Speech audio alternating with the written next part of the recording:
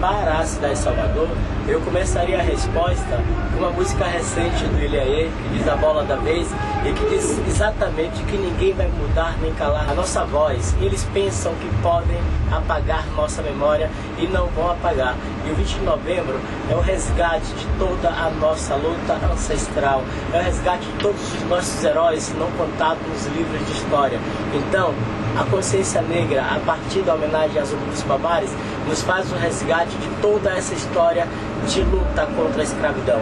Porque a história da escravidão no Brasil deveria se chamar a história da luta por libertação, a história da luta por uma sociedade mais justa e mais igual. E a consciência negra, o 20 de novembro, é o resgate de tudo isso para a nossa população. O 20 de novembro é conscientização, é politização, é preparação para chegarmos efetivamente ao poder. A importância do 20 de novembro para a cidade de Salvador, no âmbito cultural, é muito clara, né? A luta dos negros, historicamente, é muito grande, muito forte, e a insatisfação muito grande também pelo fato da sua aceitação não ser como merecida, pelo fato deles incluírem tanto, somarem tanto para a nossa cultura, no nosso social. É uma injustiça tão grande com a raça negra que no dia 20 de novembro nós viemos brigar por isso, pelo seu lugar culturalmente falando, socialmente falando. É uma raça que engrandece, que embeleza a Bahia sempre, cada vez mais. Estamos aqui defendendo isso. O Pagode dos Parceiros unidos nessa luta aí, culturalmente, para suspender essa rapaziada que é 10, que estamos juntos sempre. Defender e estar nessa luta que é tão importante para os negros, que as coisas apareçam mais fáceis, e os negros têm que pôr na cabeça que, tipo, somos gente também, entendeu? Queremos respeito como todos têm, e acho que só, velho. A importância do 20 de novembro para a cidade de Salvador, devido à população que a maioria é negra, é muito grande, porque é a luta, a batalha contra esse preconceito que existe em determinadas classes e que abrange todo o contexto da cidade, né? Porque todo movimento, tudo é gerado devido ao povo negro. Então é aquela coisa assim, tem que ser feito e que dure por muitos e muitos anos. Houve avanço das políticas públicas para a cidade de Salvador?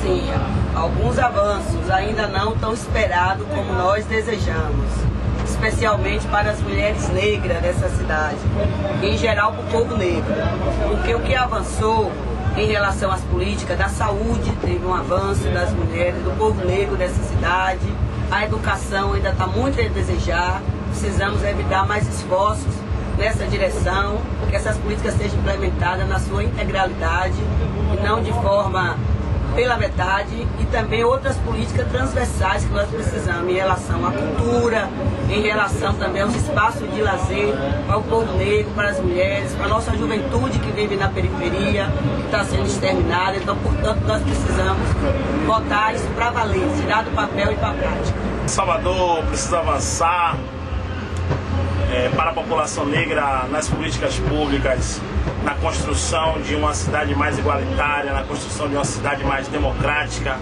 na construção de oportunidades, sobretudo para a juventude negra, que hoje é exterminada aí pelos diversos segmentos do poder público do Estado, a saber, a polícia e a opressão, porque hoje nós não temos habitação, não temos saúde, não temos lazer. Estamos na capital que tem a maior população negra do mundo fora da África, que é Salvador, e nós não vemos as políticas públicas atingirem esse contingente populacional que somos nós, afrodescendentes. Então eu acho que é preciso, antes de tudo, um comprometimento e vontade política, porque Salvador precisa avançar e ainda muito. A CEMU é um ganho, a CEPROM é um ganho, sim, mas nós precisamos realmente de políticas efetivas que atinjam o grande contingente populacional da cidade de Salvador, que somos nós, afrodescendentes, e sobretudo a juventude negra, que precisa viver. E acho que viver é a palavra, porque sobreviver nós não queremos mais, nós queremos viver e viver bem, porque o povo negro merece viver bem.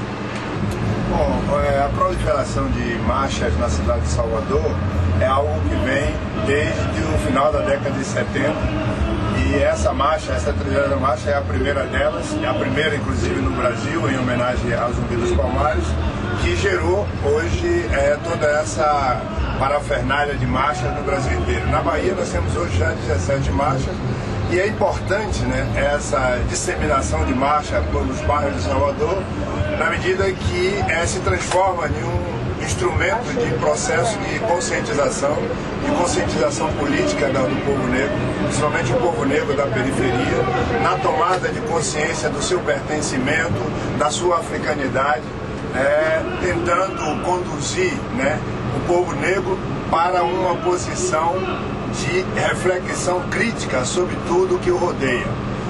A importância dessa marcha, ela também, né, significa aí a condução do povo negro para reivindicar cada vez mais a sua melhoria da condição de vida.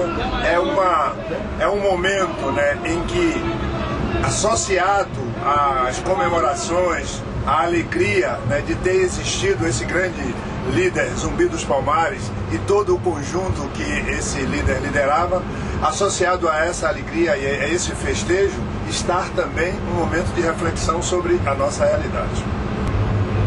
O 20 de novembro é a comemoração de uma tomada de consciência, que a sociedade sente que há necessidade de fazer uma reparação pelos mais de 2 séculos de escravidão que vivemos no país. E esse é o desafio, que o 20 de novembro seja sempre um momento de reflexão sobre essa desigualdade e essa segregação que vivemos. No Brasil, quando a terra era livre, o trabalho era escravo. Quando passa-se a ter trabalho livre, a terra vira escrava. E esse binômio, escravidão e capitanias hereditárias, tem valores que são impregnados em nossa sociedade até hoje. Essa é a superação necessária. Deputado, como é que o senhor percebe essa questão com relação aos meios de comunicação? Os meios de comunicação são instrumentos que estão na mão das elites. Se perduram isso, se perpetuam. E que estão a serviço de um determinado grupo econômico que tem no poder da mídia um poder de construção de cultura, que não é a nossa, e que muitas vezes se submete a uma pressão social e pelo reconhecimento pontual, localizado, mas não com uma estrutura permanente de transformação.